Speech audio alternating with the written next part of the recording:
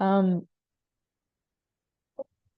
okay, so I'd like to welcome Kristen. Kristen's formal training in horticulture brings a diverse set of skills to the Forest Gene Conservation Association team, including growing a variety of native plants from seed and collecting, treating, storing, and testing seed to ensure optimal quality. Kristen began working with the Forest Gene Conservation Association in 2018, and prior to this worked in the nursery industry, growing native plants from seed and producing seed for large-scale restoration. As Seed and Climate Change Program Manager, she works with the team and partners to develop strategies and projects for integrating climate adaptation into practice.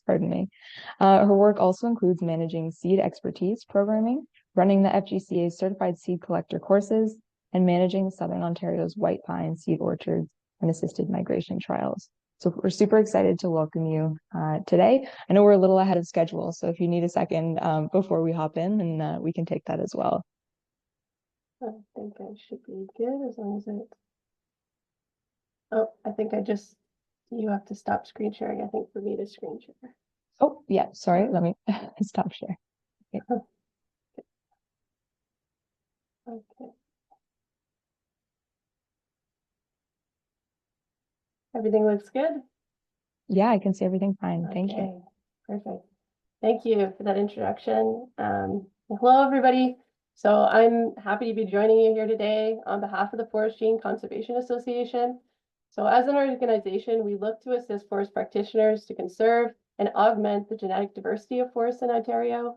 So as Rachel mentioned, I'm the Seed and Climate Change Program Manager with the FGCA.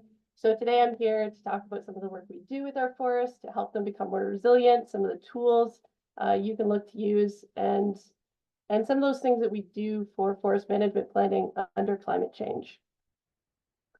So to give a bit of context here about the FGCA, we have 4 main strategies and subsequently 4 main program areas. So species conservation, seed management expertise, climate change adaptation, and at the base of all that we do is education and advocacy of forest genetic principles.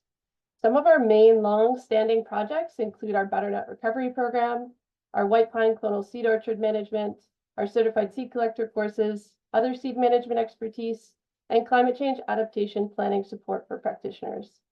So the FGCA are not scientific researchers. We like to consider ourselves more as translators, keeping up with and bringing current science to practitioners in a way that applies to their specific programs. We generally work to bridge that gap between the scientific side and academic side of forestry and the applied operational side of things. So when we begin working with a practitioner, we consider a number of factors, whether we're doing forest vulnerability analysis, creating plans for integrating climate change and assisted migration into foresters management plans, or doing a basic seed transfer analysis. It always leads us back to the foundation of any forest, which is seed.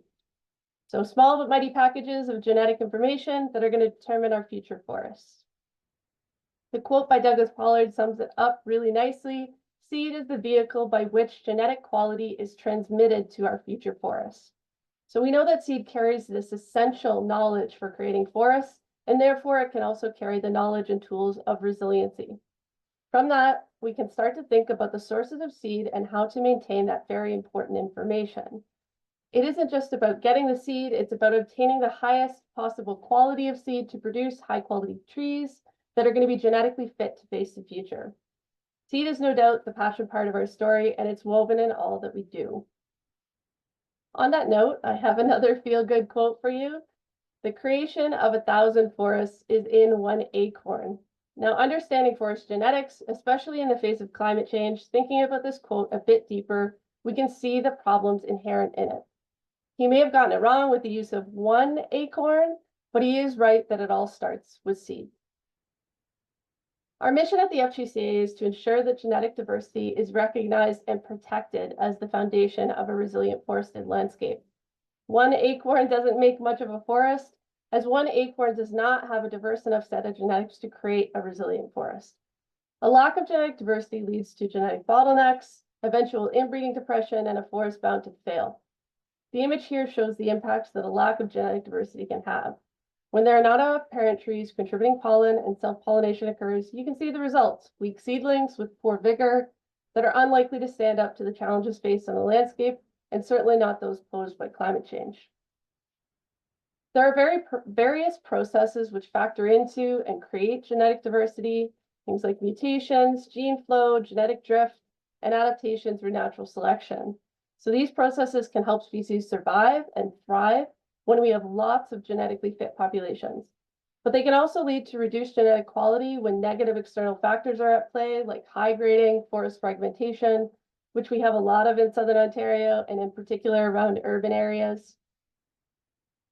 So genetic diversity is a measure of variability within a single species. And we see that variability at the population level of a species, within individuals of trees, and also within the genes or alleles of individual trees. So this image on the slide shows the natural growing range for tamarack and represents a lot of genetic variation occurring in the species. The stars dotted throughout the image show unique stands of tamarack and genetically diverse sites. We can capture a good percentage of this genetic diversity through seed collection when done correctly. Collecting from many unrelated individuals, this reduces the chances of passing on maladapted genes. So some scientific guidelines suggest that typically for species that readily outcross, a seed collection can capture about 95% of the genetic diversity within a species from just 30 randomly chosen individuals across the landscape. The remaining 5% of rare genes or alleles can be captured from multiple collections, 30 individuals across the species range, or from uniquely adapted populations. Something to remember when we're thinking about genetics is that genetic makeup of a tree can't really be seen beyond species. What we see is called its phenotype. This is a tree's observable traits, which are a consequence of its specific genotype growing in a specific environment. Unique individuals on the landscape with a diverse set of genes will all have slightly different phenotypes, and the chances of them dying when challenges come their way is much less. This is the reason we see some elms, some butternut, ash, surviving their extreme threats. This is also why planting straight species from genetically diverse sources are much more likely to be resilient over time than clones or cultivars of trees. Don't get me wrong, cultivars have their purpose, but an urban forest filled with clones has very limited genetic diversity and can be a sitting duck when it comes to insects, disease, or other increasingly present threats. If one clone is susceptible to a particular disease, all clone trees of that cultivar are susceptible. So maintaining a diversity of individuals of a species that are adapted to local and future conditions is crucial. As the landscape is broad and diverse, so are the natural populations of species. Species have adapted to their local conditions through natural selection over a very long period of time. Here we have a photo of one-year-old red oak seedlings that were grown as part of a trial completed by the MNR. Seed was collected all across the province, grown in one greenhouse location to study the difference in growth rates and their genetic links. Now we see the differences between oak sourced from the Niagara area versus oak sourced from the Algonquin area. And we can visually see the difference in growth rates across these populations. When species have a large range, as many do, different populations may become adapted to those climate variables locally. This type of understanding is what led to the development of the local is best approach in Ontario's former Seed Zones of Ontario policy. The idea was seed collected and used within the same zone was deemed to have a high probability of being adapted to that environment and therefore safe for use. This policy was mandatory for Crown forests or government-funded projects to follow, but has become widely adopted for all native plant seed sourcing tracked across the province. In 2020, the Ontario updated its tree seed policy, replacing that Seed Zones of Ontario with the tree seed transfer policy. This new policy looked to aim for not only sourcing and using seed where it had a reasonable probability of being adapted to the current environment, but also for the future climate. So this policy is province-wide, and it's now using Ontario's eco-districts with a transition away from the use of seed zones. It's still mandatory for managed Crown forests or where government provides funding, and still identifies where wild seed can be collected, used, and transferred. and provides guidance to others, including landowners and municipalities who may want to follow these guidelines as well. So I want to back up a minute and talk about what seed transfer is and how systems have changed over time. So seed transfer is defined as a system to control the origin of seeds used when establishing a new forest by planting, seeding, or cuttings. And the primary goal of a seed transfer system is to achieve healthy and productive forests by ensuring that we're undertaking regeneration with seed that is well adapted to the site's local environment. There are a number of seed transfer system types, including fixed zones, focal point, focal zone type systems. If you want to learn more, I encourage you to read some of the work by Greg O'Neill and others in BC who have summarized some of these things. Local as best may no longer apply under a changing climate. So even historically, this was found not always to be true. For example, view the work by Namgong in the 1960s that identified the non-optimality of some local populations. Work by Penzing Liu and others has also shown that some provenances are superior, such as white spruce from southeastern Ontario and southwestern Quebec, demonstrated by the famous white spruce Beechburg source. Species-specific genetic work and trials, like what is being done in BC and other areas, are really what is required to understand each species' ability to be moved around and the effectiveness of these movements. So some species show evidence of local adaptation more than others, and some populations have shown more genetic variation within a population than between populations. So until further work is done, policies like the Ontario Tree Seed Transfer Policy can help us make informed seed transfers that are reasonably safe and can help us bet on the side of resiliency. So we know the climate is changing, our forests play a critical role, but they must be adaptable to the changes to come. The FGCA does a lot of work in Ontario with practitioners and forest managers to assess forest vulnerabilities, integrate climate change adaptation into their programs, and assist in seed sourcing for assisted migration type actions. There really is no one-size-fits-all approach, and each forest and practitioner we approach individually. I know there's certainly some discussion out there around local populations having what it takes to adapt, and some thought processes around how necessary it is to source from other populations. Some discussing the fact that historically we have seen species move and migrate and adapt after ice ages. So why is climate change such an important factor now when it comes to sourcing the right seed? Well, details aside, looking at the basics of historical climatic changes and how species have responded, we know that natural migration of a species can typically shift about 10 to 50 kilometers in a century.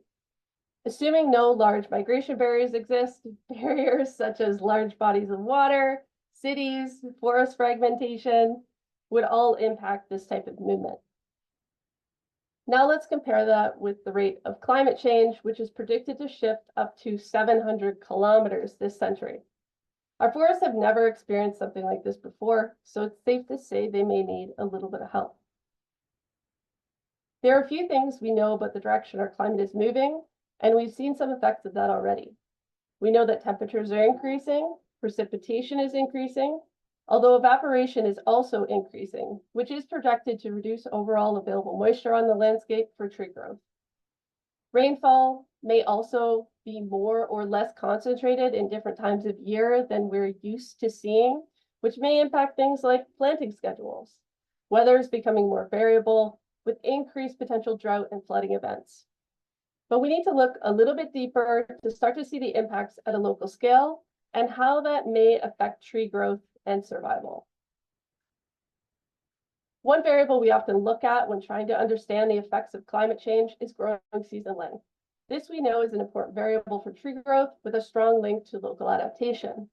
With growing season length affecting things like bud set, bud break, it can have a significant influence on growth potential. We know we're going to see change like we've never seen, with variables like growing season length increasing by as much as 60 days by the end of the century. Importantly, what does this look like in the terms of a tree's growth cycle? In relation to the climatic changes predicted to occur, our forests are used to a relatively short growing season, where all their essential life cycle functions must be complete in a short time frame. So what happens as the climate changes and that growing season length increases? These trees are programmed for that old climate and no longer able to take full advantage of this increased growing season. We know that some species show capacity for minimal increase in growth as the climate changes, but really only for so long and not to the extent that we're going to see our growing season length increase. So how do we help our forests shift their life cycles from that old to the new and take full advantage of the increased growing season? We have a few tools at our disposal along with a tree's natural plasticity. So here's our example scenario. We have our future forest adapted to a short growing season. We know the growing season will increase, while current forests are unlikely to change enough to account for this increase. So what if we bring in some tree seed from a climate closer to the future predicted climate, and then another source closer again, and perhaps we bring these together to allow the various sources to mingle, and in their offspring, we have a mixing of genetics that have greater diversity and a greater chance to adapt. And of course, a new growth potential to suit that new growing season. This was a basic example of a result we hope for with the use of assisted migration, which is just one of the tools in the toolbox against climate change. Often people think assisted migration is bringing in new species which historically have not grown here.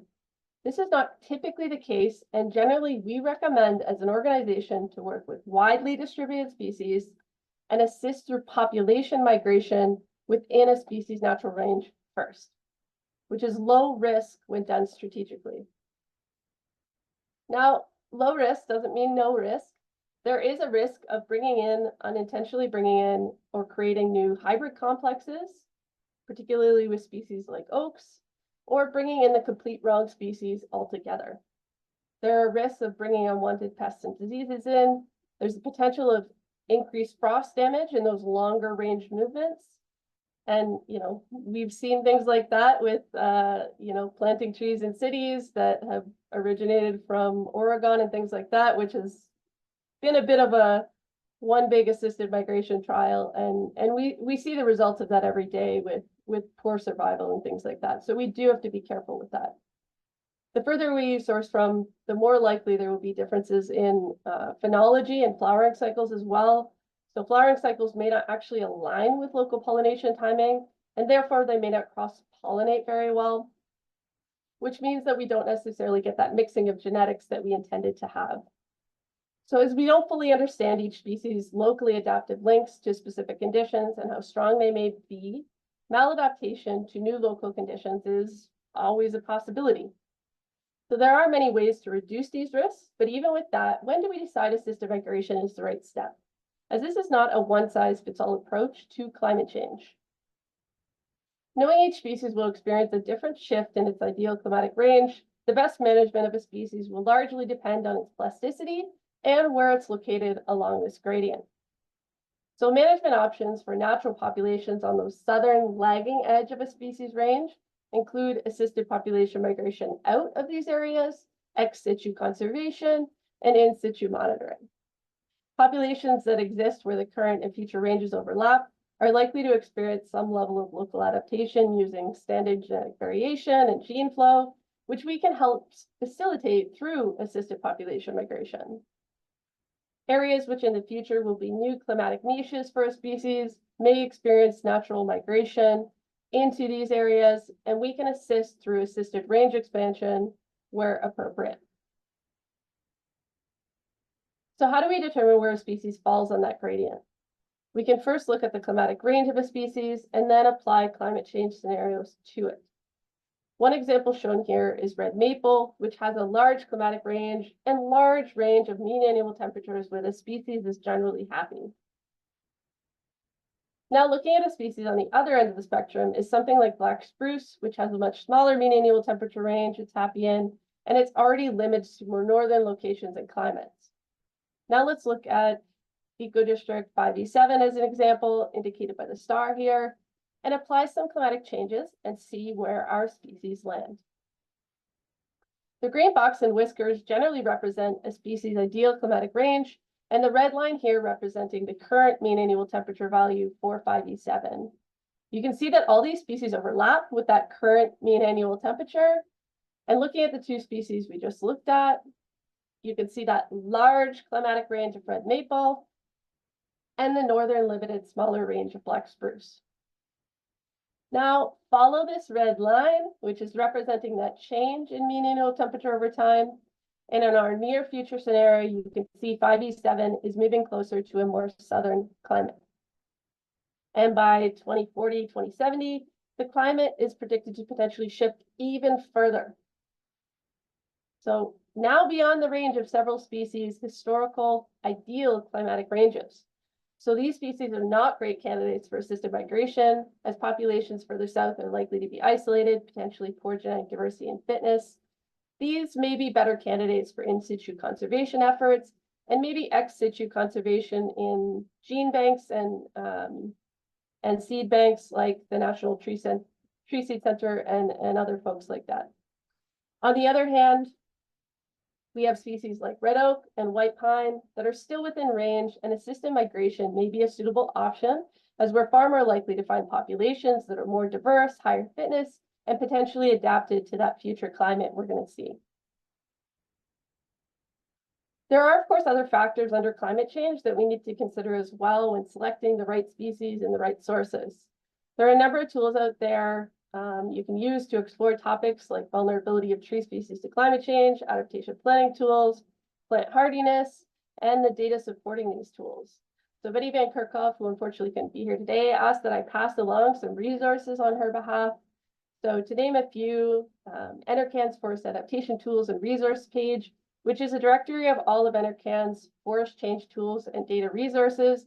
They've got a lot of different stuff on there. I really encourage everybody to explore that. It's a really great resource. Another one is the USDA, the US Forest Service, and the Northern Institute of Applied Climate Science joint project that they created, which is the Adaptation Workbook, which provides different adaptation strategies to consider under the future climate, help with selecting the right species, genotypes that are most likely to be adapted to that future environment. And there's a 2 billion tree brochure, which is a smaller resource, but it does summarize and encompass kind of some of that current knowledge stemming from research and genomics and climate change as it relates to the 2 billion tree program and the right tree, right place concept. So it's a little bit of a good summary of all the concepts kind of in one place in a very user-friendly, readable way. One other resource I want to mention is a tool that the FGCA created in partnership with NRCan, utilizing recent research into species adaptive capacity and sensitivity to various stressors using a trait-based approach. The Tree Species Vulnerability to Climate Change website and Tableau tool looks at various aspects of vulnerability, including species sensitivity to fire, drought, and their migration capacity. So the research behind the tool dug into specific strategies a species can employ to respond to these stressors. For example, how well a species tolerates drought isn't just one factor. A tree may employ several strategies, such as avoidance to drought, resistance to drought, population recovery after that drought, and a combination of these make for the overall tolerance or sensitivity to drought. By looking at these strategies individually, you can look at how to apply these species traits to your individual setting. On the right here, we have white pine as an example. It's very good at avoiding drought. And even if it does suffer a long drought, it's fairly resistant against succumbing to that drought. Where this suffers is in the population recovery category. Now, white pine does have particular needs, more than many species when regenerating. But this may not be a major factor for you, depending on the site. And, if you're actively managing it, you can adapt to that. Either way, we want to balance our sites out with species who may have better recovery, but potentially lower tolerance in other ways. So no one species is perfect at all. We also know that diverse forests are more resilient to disturbance and change. That's why I'm saying, don't write off any one species because of one trait, because of one article you read, because of one list you've seen. We've historically had a bad habit of searching out one miracle tree species and planting it everywhere only to having them collapse. So we need as much diversity in species as we do genetic diversity to combat climate change. Using tools like this can help us strategically decide where to put more sensitive species and help protect them from the storm. A species highly sensitive to drought and other climate change factors, we may want to preserve in ideal sites for the species, create refugia, and plant only on sites most suited to the species. So the right tree, right place, right source principle has only become more relevant and will be just one more critical factor in resiliency. Now back to tools for climate-based seed sourcing. So there are various options. The FGCA primarily uses Seedware, which is a more complicated tool to use, but it has flexibility in climatic variables, geographic areas you want to look at, and it provides information about changes over time, so you can account for short and longer term changes when seed sourcing. It also allows us to look at species-specific variables and climate tolerances when known. So alternatively, the other tool that can be used for seed sourcing is a tool created from the Ontario Tree Seed Transfer Policy, which has information summarized for you in generally a user-friendly way. So the climate variables are set here. Seed sourcing area is limited to Ontario and the US just south of us. So the sourcing areas are also quite broad, and the time frame is fairly conservative, but it's a good place to start exploring climate-based seed transfer. The tool allows users to visualize, readily explore different seed collection and deployment options. It helps support users transition from the former spatial units of seed zones to the current units by kind of providing some of that translation visually on a map. It also assists those who may have existing seeds stored by seed zone that now wish to transfer the seed north or elsewhere. The tool also allows users to explore different emission scenarios and target time periods for a given location. At the FGCA, we most often use Seedware for a more precise and customizable climate adaptive seed sourcing option for our partners that we work with. So Seedware is a tool that can help us identify target areas based on climate similarity using the Gower Index. Seedware uses a pinpoint location and finds areas with similar climate based on selected climatic variables in the reference period time that we select. So when using this for system migration purposes, we may start by looking at a near future scenario and a slightly longer term scenario as well. So these examples show some target areas for climate adaptive seed procurement for 5E7 or the Parry Sound area. We would look to source from target areas from different time periods to help us source seed more adapted to various predicted time periods in the future to kind of help with that gradient and transition to that future adapted climate. So one big caution here is that we need to be careful to not look too far into the future so that any sources brought in can tolerate those current local growing conditions.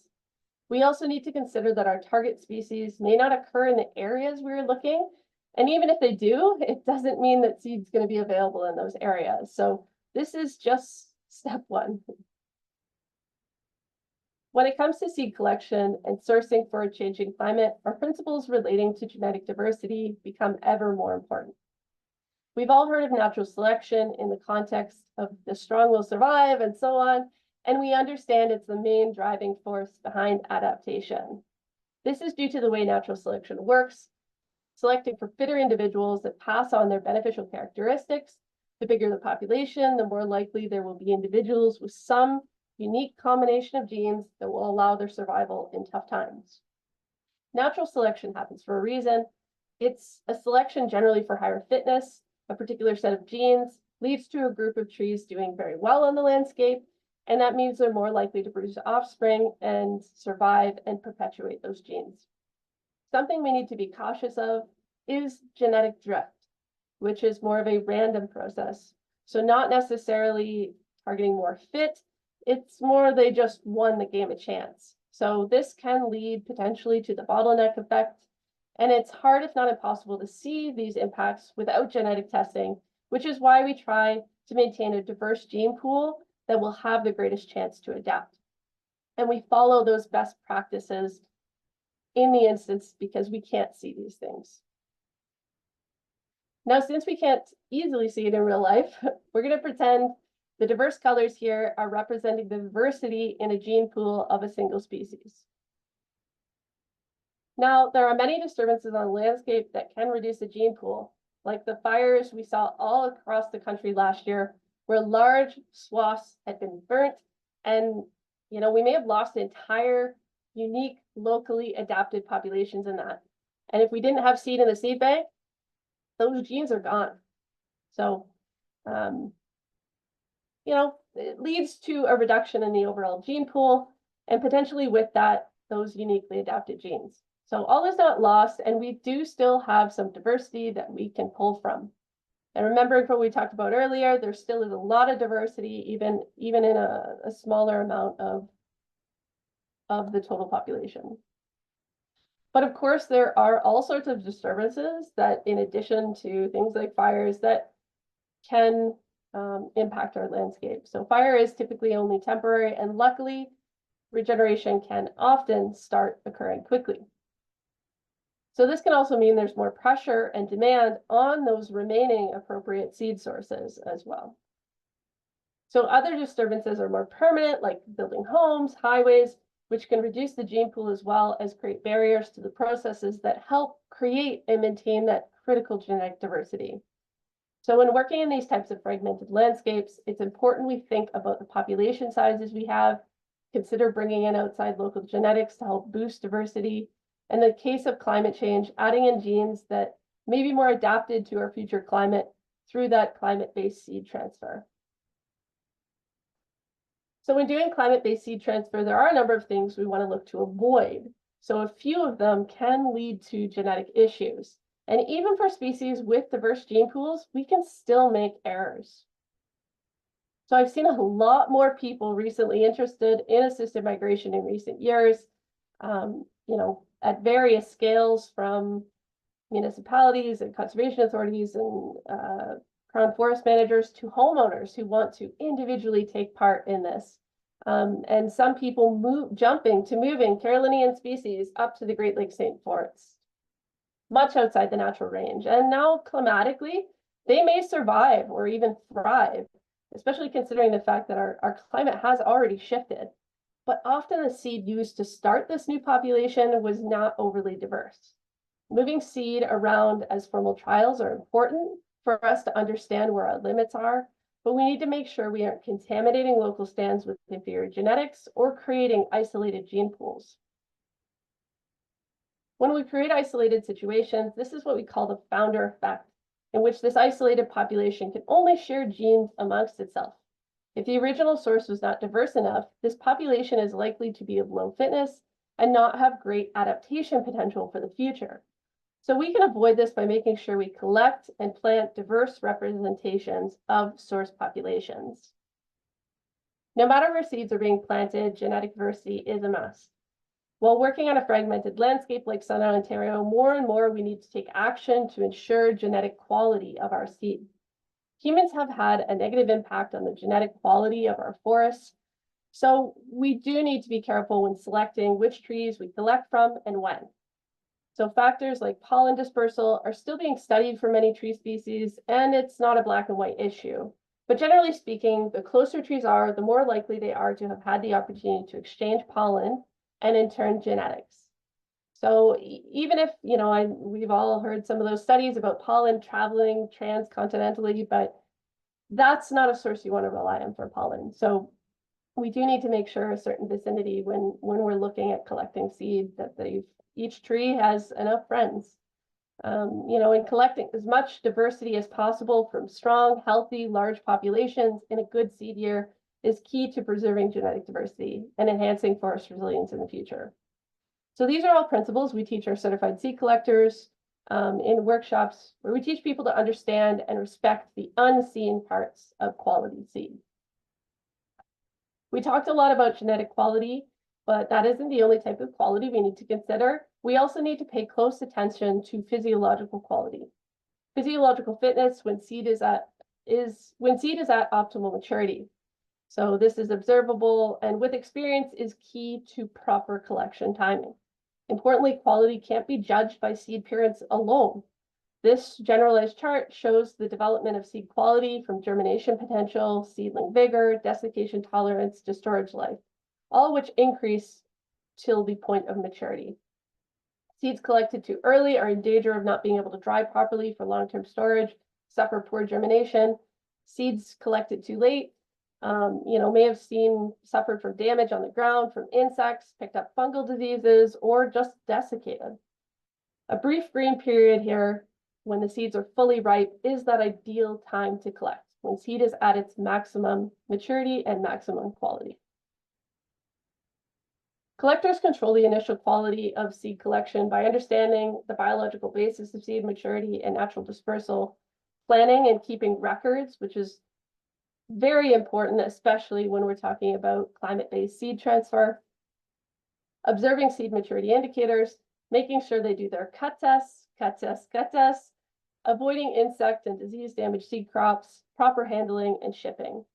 So seed collectors have a strong influence on that initial seed quality and handling before shipping, but it isn't the end of the story. Seeds are alive and can definitely be damaged at any stage of the game.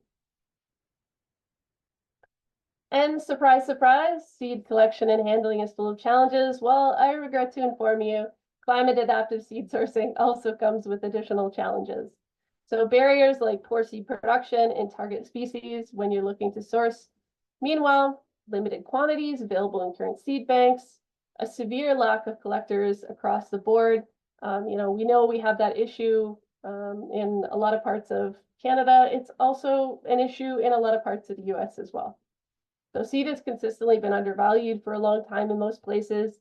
And when there is seed, source information isn't always available, which we know is a critical piece for that informed seed transfer. In addition to that, coordinating shipping across management boundaries, even within the province, can sometimes be challenging, let alone international shipping, which has its own list of challenges.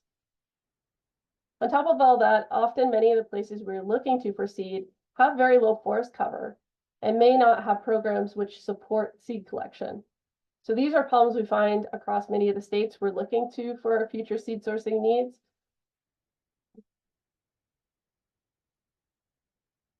So we know we need to continue to source high quality, genetically diverse seed locally, as well as from warmer climates. But what happens when we need to source from areas with a high rate of forest loss, fragmentation, and a history of high grading practices? Moving forward, we need to look to answer the questions of how we're going to implement change in this forest when this is a forest we have to source from. And even when sourcing locally in the Southwest, the same issues apply. Fragmentation, genetic degradation occurring in the forest are issues that require careful navigation. After all, our forests depend on it. I wanted to elaborate on a few additional tools and methods regarding seed sourcing and capacity building in the face of climate change. As practitioners and professionals who manage land, there are a few additional tools that can help ensure a long-term climate-appropriate seed supply in spite of the challenges. The FGSA has been sourcing and assisting the movements of seed and stock for many years through our own projects and our partners. Through this, we've learned that as important as climate-informed seed sourcing and transfer is, in reality, it must be paired with local capacity building projects. Sourcing and transferring seed is not a task for the faint of heart, and when we do coordinate seed transfer, we want to take full advantage of that seed, understanding how limited of a resource it really can be. We want to make sure we use it in a way that increases local access and respects the principles of genetic quality and diversity. There are a variety of options for ensuring a steady seed supply of appropriately sourced seed. What we have largely discussed so far and the most commonly utilized are these one-off type seed transfers that are usually tied to a specific project or trial.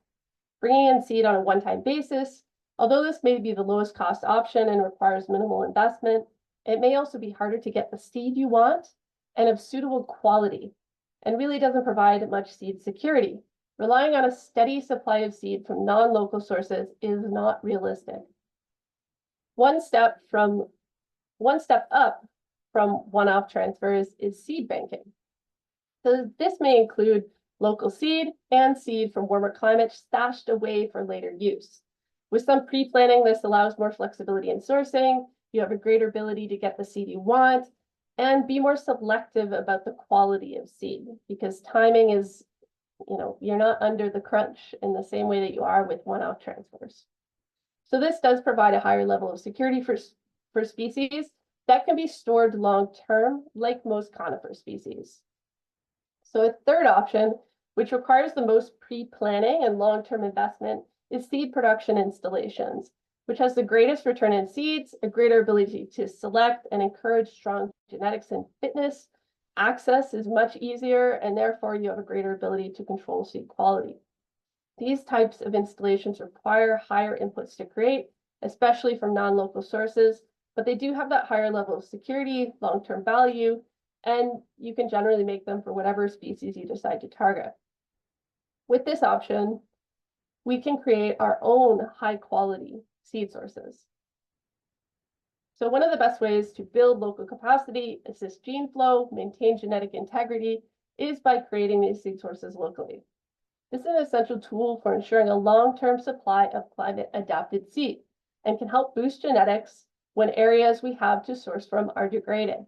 There are a variety of options depending on the species you're working with, funding, and management capacity.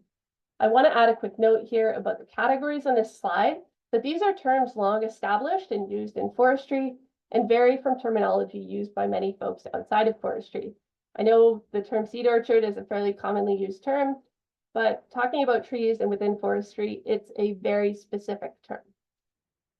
So first on the list is seed orchards, which have very high input and management costs and generally only make sense for core timber species and tree improvement programs.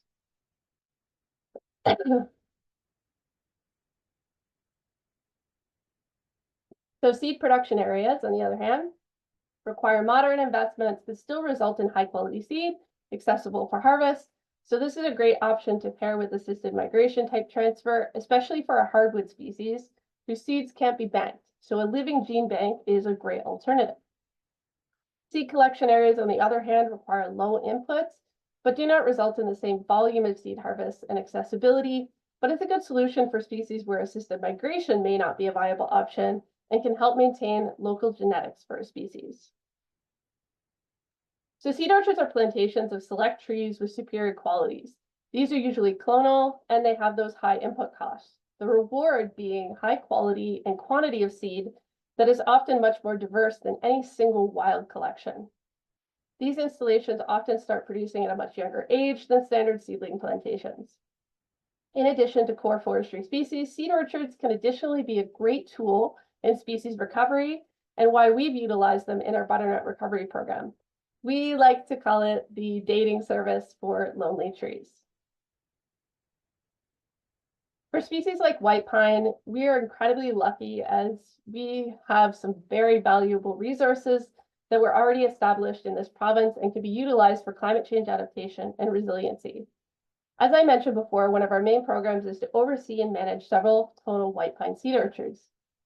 These were created using plus trees or phenotypically superior trees from each of the breeding zones in Southern Ontario. They were developed under the tree improvement programs in the 1980s and 1990s by the Ministry of Natural Resources with the objective to grow faster, better quality trees. With the reduction in management funds and essentially dissolution of government funding and support for the orchards, the FGCA works with partners and funders, including Forestry Futures Trust, to now maintain the genetic diversity on the sites and manage for seed production to support planting in Ontario and research projects as they represent a really good cross-section of white pine genetics across Southern Ontario. Now, there are no other species in Southern Ontario that have a comparable genetic resource for this. So this is really, truly unique. Another advantage of these orchards under climate change is the higher growth potential of Southern Ontario sources. The Southwestern Ontario sources in particular, which are great resources for climate adaptation and assisted migration, considering that predicted movement northward of white pine's ideal climatic niche. Considering white pine is the most planted species in Southern Ontario, these seed orchards are incredibly valuable. As these orchards are getting up there in age, we're going to need to figure out the best way moving forward to renew them with minimal resources currently available for this type of work in the province. And, we are in the process of finishing a project with a plan to renew these orchards. Now, like in most scenarios, we need to find the land and the funding to support the renewal of these really critical resources. Those who have worked with orchard seed understand the value. Realized gain testing has been performed on a number of orchard sources, moved to 2 select locations. Cayuga performed well, showing realized gain in height and DBH relative to locally sourced material. With climate change making an impact, practitioners are really paying attention and are interested in including assisted migration plantings into their programs. So we have produced seedlings from our southern orchards, and they've been planted in more northern locations through our partnerships with county forest managers. Anecdotally, they've seen very good performance. We don't have enough data to make definitive conclusions, but anecdotally, it's at least very positive to see southern source material surviving and in some cases thriving better than local sources already. So this last year was a great year for white pine in the province, and several orchards produced collectible crops. Now, this is a tough job, and in the case of white pine, it's a very sticky job. It does take a lot of coordination, and we definitely could not do this type of work without our partners. It's a big job, but it allowed us to collect well over 200 hectoliters of cones and close to 200 kilograms of seed that will be the result that we can now use locally and for climate adaptive seed transfers. So this kind of collection allows us to keep seed in our own bank for the long-term future and help stock the seed banks of our nursery partners, Crown Forest managers, and other partners like Forest Ontario for years to come. Now, when resources don't allow or a seed orchard doesn't make sense, a seed production area is a good alternative as input costs are lower than a seed orchard, but you can still produce an abundance of superior quality seed that is moderately easy to harvest. A seed production area is a phenotypically superior natural stand or plantation thin based on observable traits. It's used and intensively managed specifically for seed production. So the FGCA has worked and is currently working with a number of organizations to develop climate-ready seed production areas. And we've learned lots of lessons along the way to share. So, such as taking your time to do it right from the beginning. These are long-term investments for the future, and we want to see the highest return on investment possible.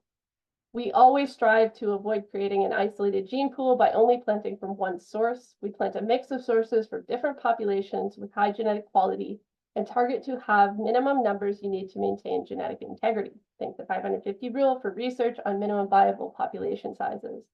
We include southern sources that are based on informed climate-based movements.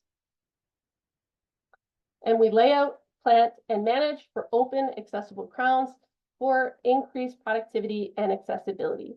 So most literature is based on conifers, and the world of hardwoods is relatively new in this area, and it does take some extra care and some trial and error to plan these things out effectively. A few additional lessons learned is look to source seed instead of stock, reducing that variability in stock quality, and this gives you some extra time to confirm the ID before planting time. Build a rapport with a collector or nursery that you trust to collect and deliver that high quality source identified seed. Plan projects to be completed over multiple years. Between seed periodicity, unpredictability of seed availability, you want to give yourself several years to source and plant the right stock. We want to put our money into the right investments with good returns, and of course, enjoy the excitement and successes. So one of our sites at just 10 years old had started producing seed. We've had a couple of crops from it and currently seeing higher production so far on some of the southern sources. So it'll be really interesting to watch this site moving forward. We've been lucky enough to support the creation of climate-ready seed sources, assisted migration trials, and assist partners in seed sourcing projects, including those for important research trials. We've learned a lot and continue to learn a lot. To summarize a few points for navigating tree seed sourcing and capacity building, you always want to make high quality, genetically diverse, source identified seed your highest priority. Documentation is critical to identify what works and what doesn't. So be aware of the difficulties surrounding seed availability, international barriers, and take a critical look at what high quality seed is worth to you. And be prepared to pay more for seed because it is the foundation of our forests, and that's valuable. Invest in creating and maintaining partnerships. Collaboration is a critical piece of climate change adaptation, and we can gain a lot of knowledge through collaboration. And create local seed sources informed by the best of climate science. As you can see, there are a lot of challenges implementing genetic conservation and improvement work in Ontario, and there isn't a lot of current up-to-date guidance provincially beyond this seed transfer policy. So the current provincial 1987 Master Tree Improvement Plan directive has a number of key items missing, including climate change factors, as well as not being very reflective of the resources available for tree improvement in Ontario today. As such, the 3 Ontario Forest Genetic Associations have decided to collaborate on the creation of a 10-year forest genetic resource management strategy. The 3 regional associations, Superior Woods Tree Improvement Association, Northeastern Seed Management Association, and the Forest Gene Conservation, are partners with Forestry Futures Trust, implementing an extensive provincial forest genetic resource management program in cooperation with the Sustainable Forest licensees. This strategic plan is designed to provide interim direction for the FGRM program, which includes its delivery agents to demonstrate how to support important strategic priorities in 2024 and beyond. So until such time as this is superseded by overarching provincial direction.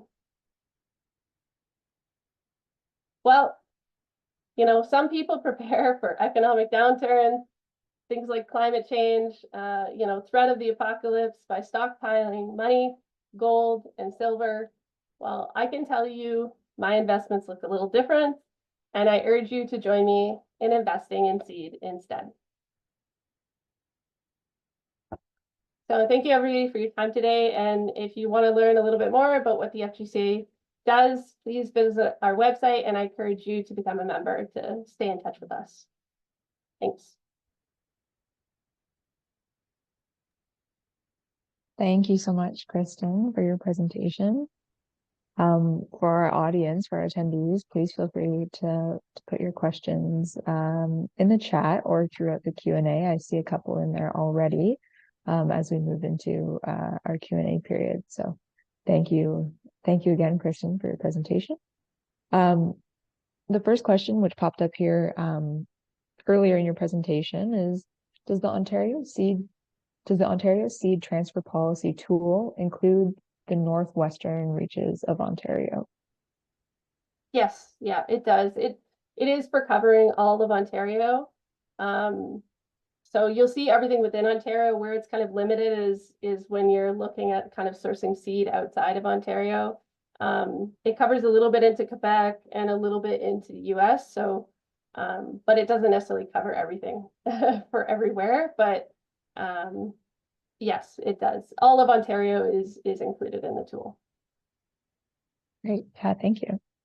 Our next question is, what are the biggest barriers to improving seed sourcing capacity, and how can those barriers be overcome at a local level, for example, in a municipal context? Yeah, I mean, I know I covered a lot of different challenges in my presentation, but yeah, as far as capacity, like some of those things that I mentioned, looking at doing, you know, making sure that you're planning well ahead of time if you're doing seed sourcing, working with folks like us who have already done this. Like we've seen a lot of people try and take this on themselves, and it is complicated because you have to have a lot of connections, have a lot of networks to do some of that, which is also why we're encouraging more people to look at creating seed banks. I know that's not necessarily accessible for everybody, and those local collection sites, which is sort of that long-term investment. Obviously, that does require land and somebody to actively manage it.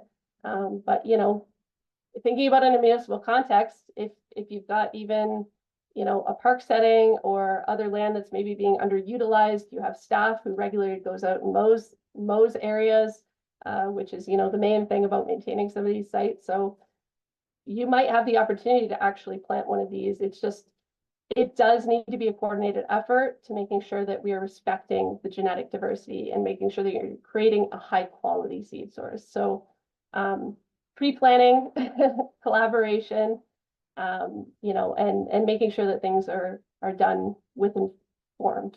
Yeah. Great. Yeah, thank you. No, that makes sense. And I know it's a big undertaking. Um, our next question is, when it comes to species selection in urban spaces, would you recommend sticking to historically native species above others, in brackets, even if assisting their populations with assisted migration of genetics?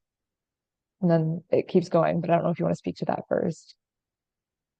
I could say, or should we facilitate the establishment of non-native species that seem to be naturalizing to Southern Ontario already, such as the eastern redbud, Manitoba maples, even if they are showing evidence of outcompeting native species in neighboring/local ecosystems? Yeah, I mean,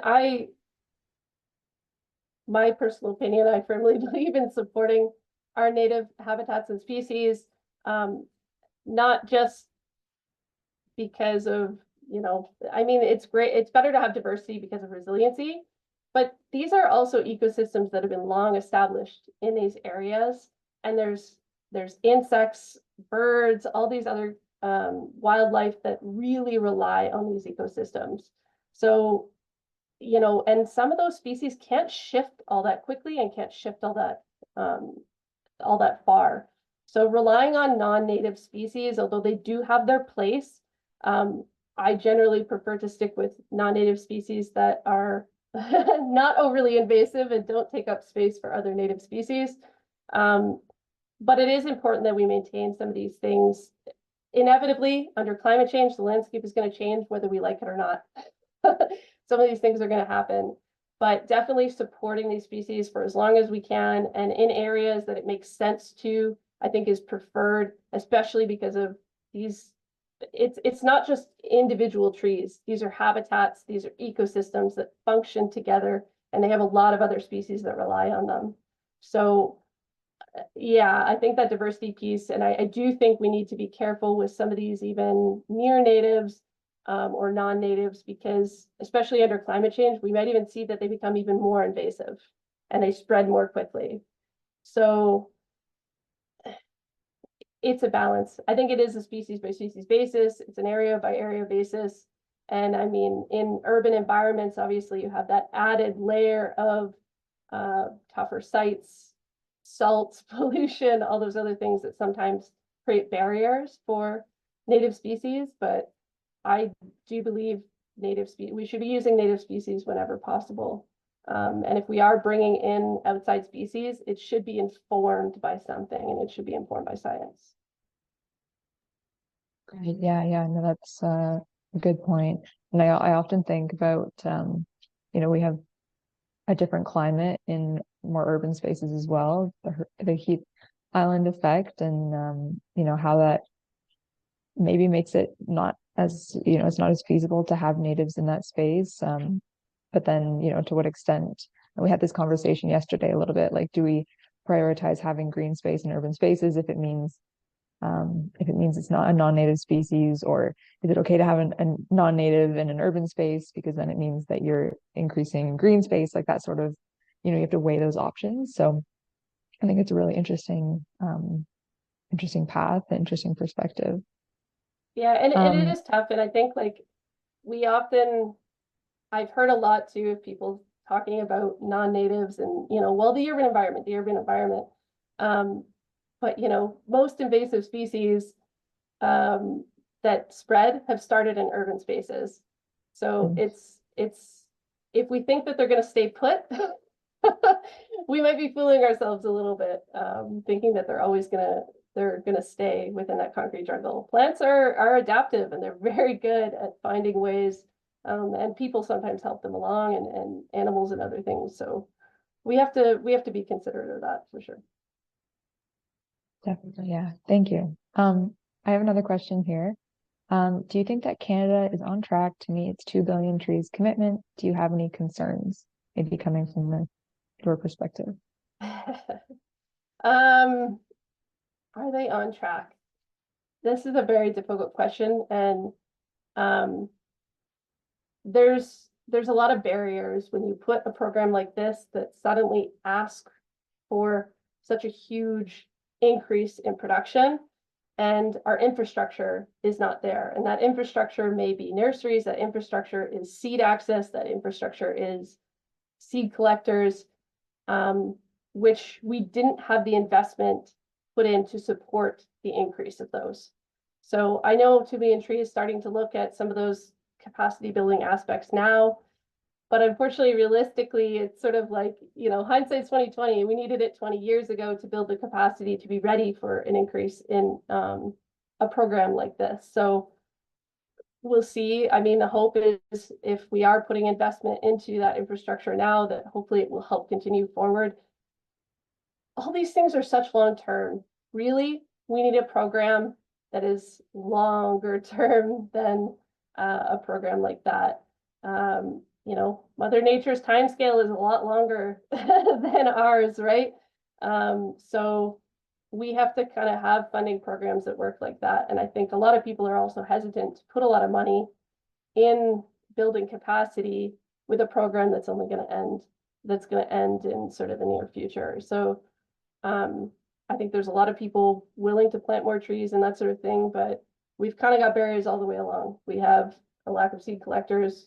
We have increased issues with seed out on the landscape, nursery capacity, whether that's labor or being able to ramp up their production quickly enough.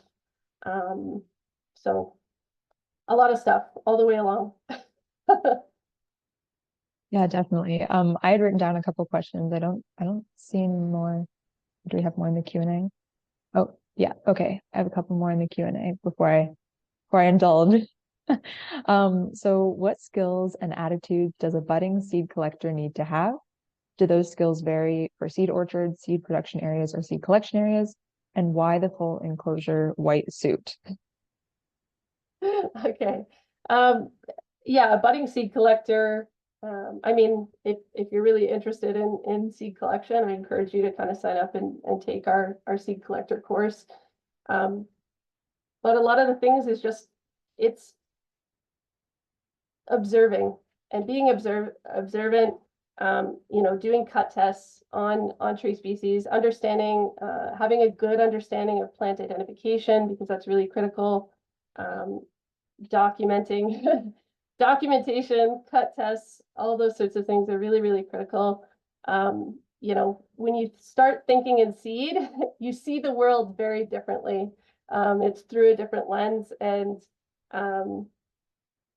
a tree is not just a tree. It's part of the system. It's and I know a lot of seed collectors, it's you start seeing seed from a very far distance away. So honing those skills and those sorts of things in. And also another thing too, like you mentioned, skills varying for seed orchard, seed production areas, and seed collection areas. So normally from some of those installations, it's done in a little bit more of a coordinated effort. Most seed collectors in the province are independently collecting in wild stands, which is a little bit different. And that's where, like, what I talked about at the beginning, looking at and thinking about genetics and some of those things that are unseen is really important.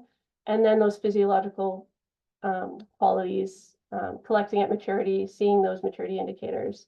And the full enclosed white suit, that was just like a disposable painter suit. A couple of the people when we were collecting white pine put on, because white pine resin is super sticky and it does not get out of your clothing. So you're either, if you're going to wear regular clothing, you're either sacrificing that clothing permanently, or I know there's some people who wore sort of those disposable painter suits so they didn't wreck some of their clothes. So that's all that was. But Great. Yeah. No hazmat yeah, issues. yeah. All right. What species is FGCA working to seed bank for the long term now? And where does funding come from to bank ash, hemlock, oat seed ahead of new invasive pests? Yeah. Well, I mean, you can ask the National Tree Seed Center about where some of that funding comes from, because, everybody struggles with this. We've sometimes done some in-kind efforts. Currently, a lot of the stuff the FGCA has banked is some of our own white pine collections and some of our clonal collections to sort of help preserve the individual clonal genetics, because it represents such a good cross-section of diversity across Ontario. Other things like ash, we've had sort of temporary funding things. We have some work that we're doing with black ash in the coming years, so we'll also be looking if there's a good seed year, because they do have a long periodicity or cycle, black ash, but hopefully we can get some of that seed banked. Hemlock, and some of those things we would really like to be able to collect and bank some of these seeds and help out the National Tree Seed Center. But yeah, funding sources really hard to find. So some of the stuff we've done so far has been in-kind work, and wherever we can get funding. But if anybody knows of some good funding sources, let us know, because we'd really like to engage in some of this activity, because it is really critically important to bank these species before those threats come through to capture that genetic diversity. Because once the invasive species has come through, it's really kind of too late to be doing that work. We do it anyways to capture what's left, but we really need that full suite of genetics before those invasive pests have come through. Great. Yeah, no, thank you. There's a question about the seed collector course, about there being a wait list for the seed collector, and whether there's more courses being offered, or if you could let us know when the seed collector course is being offered this year. Yeah, so our process generally is we get everybody to sign up for the wait list, and then once a year we usually open up our registration for that. So we will email the people who are on our wait list to say, hey, registration is open, you can sign up for that year's worth of workshops. And we have a number of different streams. So we have that full certified seed collector stream, and then we also have we do custom one-day workshops with larger groups. And there's also sort of essentials training, which isn't full certification, but just if you're wanting to kind of dip your toes into CSE, there's webinars to attend. Yeah, we're struggling to, I guess, fulfill the needs that have emerged in the landscape. There's definitely been a huge increase in demand for people wanting this knowledge, which is why we have a funding ask in for helping to develop some virtual training courses that will help kind of expand our capacity, and even across Canada, for people to access this course and not rely on our limited amount of manpower to do some of this training. But, fingers crossed, everybody cross your fingers and toes that we get that funding so that we can provide better access to this programming. Because, yeah, I'd love to offer more courses, but I also need to sleep and rest and, do all those sorts of things. So, yeah. Yeah, of course. No, I think that's probably a universal issue, is being able to get that funding. And there's lots that we want to do, and it's just a matter of making it accessible and feasible. So thank you for your work that you do in that department, and sacrificing some sleep maybe. Yeah, we really appreciate it and are excited. I know that some of our team is working to get that certification as well right now. So I had a couple questions for you throughout the presentation. So I think now I think we have answered all the questions in the Q&A and in the chat. So oh, a skipped question.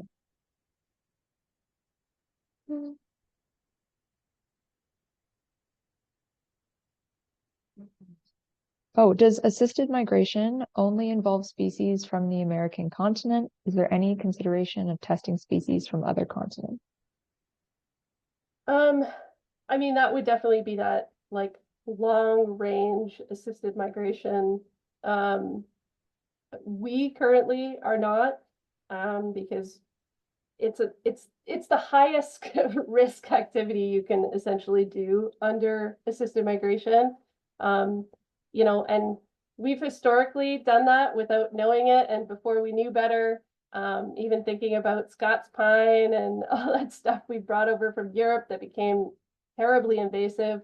But we also had some successes like Norway spruce, which has been a really great forestry species that isn't invasive. So there's definitely the possibility is there. It's just not the first thing that we're looking to, especially because it's just like those species generally don't have as much value to the ecosystem and to our already established landscape as our native species do. And just because it's a higher risk activity. It's definitely something that if we were to do bringing in a new species, there would have to be a lot of thorough trials that would be much more long-term before you'd actually be able to put it out on the landscape, so it might be like 50 years down the line that you can actually introduce it versus our native species being lower risk. And it's a little bit easier to expedite that process and sort of integrate those genetics right away. So. Yeah, thank you for that. Okay, so I was going to ask, as we move Carolinian species northward, obviously you mentioned that we face challenges, that the existing gene pool in our Canadian Carolinian range is limited, degraded. I think it was 94%, 93, 94 that you said is not forested. So my question is, what work needs to be done before we move Carolinian species northward? And is the seed from our seed orchards and our SPAs enough of a diversified seed source to make that move? Yeah, so right now with a lot of the Carolinian species, we don't have seed orchards. There are some places that have gene banks of certain species, like the University of Guelph Arboretum. Some really smart, forward-thinking people a number of years ago, collected samples from various parts and planted them in one place. So there's things like tulip tree and stuff at the University of Guelph. And I think that's what we maybe need to replicate before we look to move things north. But even if we do want to do something, like if it's just sort of right on the edge, it's maybe a little bit less of a concern, but just making sure that you're capturing genetics from various sites. It's not a single source collection that you're moving. You're capturing genetics kind of within a population to then move. But yeah, currently there's not really, for those Carolinian specific species, there's really not many installation sites for. I'd like to see more out in the landscape. Obviously, we're willing to work with people to make those things happen. If anybody's interested. And because we're not necessarily the final users of seed, we're usually working with people to help create these for their own use, or if it's also too for other practitioners, right? Because it doesn't take a very large site of, say, tulip tree to produce mostly all the seed we would need. So it helps out more than just one individual. So these sort of collaborative efforts are really important and can really help us boost that genetic diversity before we start moving it. Yeah, amazing. Thank you. I think that's really important, for us to know. And we're in this really interesting space where, we're working to do reforestation work, but again, we're in this area that's been largely deforested. Yeah, really, really unique situation. So I'll ask one more question and then we'll let you go. Thanks so much for being here today, to answer all these questions. And this is maybe more personal focused, but obviously some trees will take longer to reach maturity, and therefore require a much larger investment, both upfront, or upfront for both time and money. So without these constraints, what species do you think should be tackled next in building more of these seed banks and genetic pools? Yeah, well, actually, we just finished a project with Natural Resource Canada about it's a feasibility study for these type of installations. So looking at seed orchards and seed production areas. We did have a bit of a focus on white pine and red oak, but we did survey a lot of the planting delivery agents within Ontario and Crown Forest managers to sort of get from them what is lacking, what do they want to plant more of, what do they not have enough seed of. So we do kind of have a bit of a short list, I guess, trying to remember some of them off the top of my head right now. Yeah, but even just some of the oak species, the primarily larger oak species.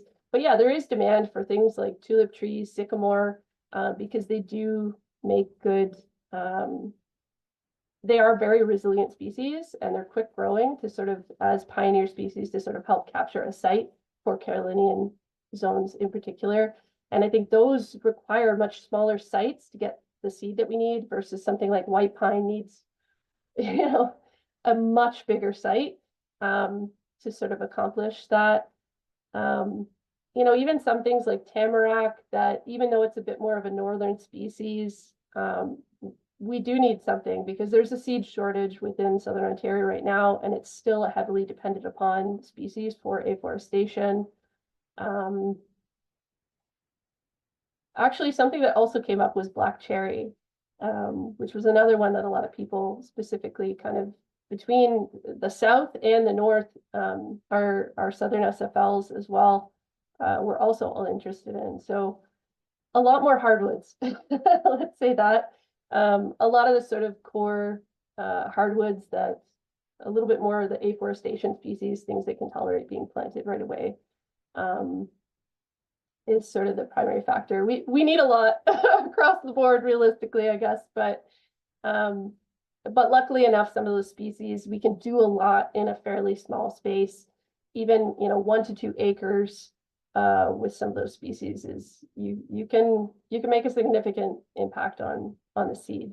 And different techniques for different species. Red oak definitely makes more sense to do by seedling, but something even like white oak, you can potentially graft and get production quicker. You can select those kind of genetically superior trees. So different techniques for different species, but I think I would like to see a lot more hardwoods, in addition to that renewal of white pine, because it is still the highest planted species in Southern Ontario and one of our only conifers that is kind of more tolerant of some of the warmer climates. So Amazing. Yeah, thank you. I think that's an interesting kind of aspiration that leaves us with going forward, and hopefully we can see that be built over time and maybe even throughout some of the 2 billion tree efforts. I'm not sure where that will manifest, but thank you so much for being here today and to speak on this really nuanced topic. And yeah, I certainly learned a lot today about Southwestern Ontario's seed situation. So thank you very much for being here. yeah, thanks for having me. All right, we'll let you go.